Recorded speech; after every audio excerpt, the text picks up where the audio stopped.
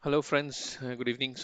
Quick thing. So, generally, the footprint charts have a lot of data in them, essentially about 6x, 7x data than a normal candlestick chart would have, right? So, in a candlestick chart, we can really squeeze and do a lot of things. If you see a normal candlestick chart, you can squeeze and stuff. But when I try to do that on a footprint chart, I lose the context and it's not there because they encapsulate a lot of data. Okay, so it's a challenge because of this to use a smaller screen size and trade this data. So generally what I've seen with experience is anything above 16-inch or preferably a 21, 23-inch screen size is a good size for using these sort of charts. Okay. Having said that, I understand that not many have that kind of access, or maybe a lot of people are trading of computers, laptops, and stuff. And probably the standard laptop size is a 13-inch, 15-inch thing. Okay. So how do you best utilize your real estate space, make a reasonable compromise to still see the data correctly? Okay, that's a common question I get.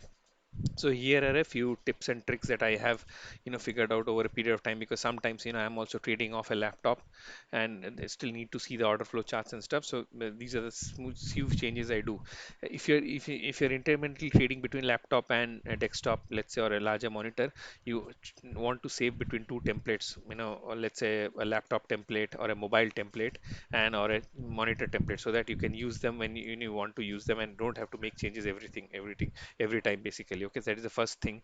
Make two templates for different screens that you use, so that you can really don't have to change things much very often.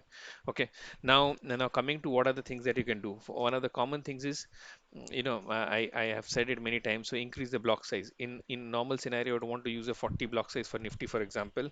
But if I make it larger, make it as large as possible for your comfort and still reasonably seeing it, see, I can now see it much more clearly. So I change to 80, so make it larger. That is the first thing you can do.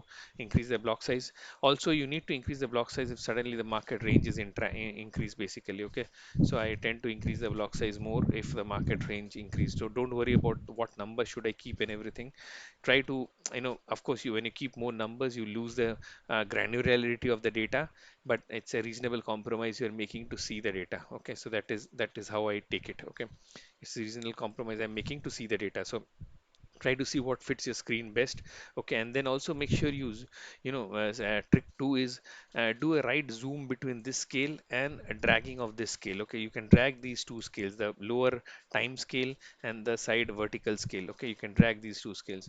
So if you like, if for example, if I have it too small, the data disappears. Okay, so I want to make sure that to see the data now, I want to make sure that I want to probably keep it at a reasonable scale length. Okay, similarly, if I make it too large, I'm not utilizing the space correctly. So I want to compress it to a point where I see it, but do not, squeeze it too much. Okay, so if I squeeze it here, I start losing that data visibility. Then again, I have to expand it. So you try to find a right balance of what is what you can see. That is the trick two.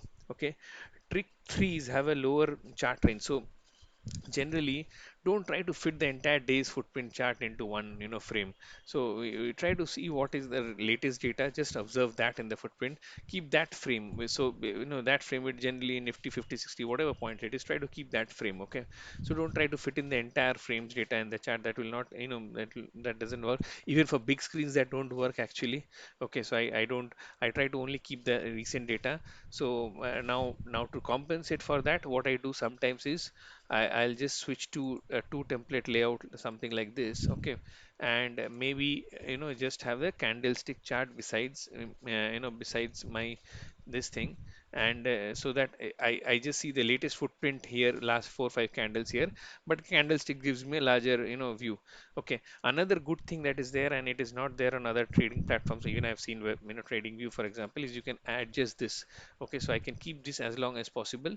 Okay, and I can keep the candlestick small, so that way I can, I can see more of this data, and but I can keep the candlestick small, so that I have a view of the what is happening throughout the day or more.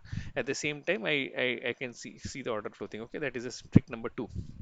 Okay, trick number three here is essentially very simple, is to remove or reduce these things at the bottom. Okay, so first is you can adjust this bottom bar as much as you can.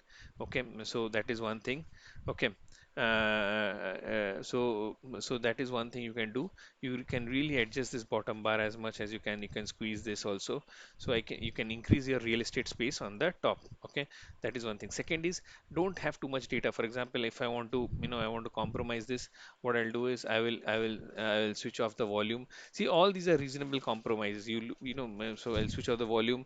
Then I say I don't want the delta, cumulative delta, because delta is already, I'm seeing it here. I can go to this bar stats panel and switch off what I don't need. So you can just switch off. So for example, I don't need delta because I'm seeing delta at the top of the candle. I switch off delta. So it gives me a little bit more space and I can squeeze it further. Okay. Then let's say I don't want to see the bar, this delta bar. Okay. I'll switch off, I'll switch this off as well. So again, I'm building, I'm allowing more real estate space to my charts basically. Okay, so I'm switching this, I think I delete or switch, whatever you call it. I'm just deleting it. Okay, so then I have so much more space, if you see. Okay, so you allow more space, so keep what is very bare minimum, again depending on the screen size, depending on how much time size you have.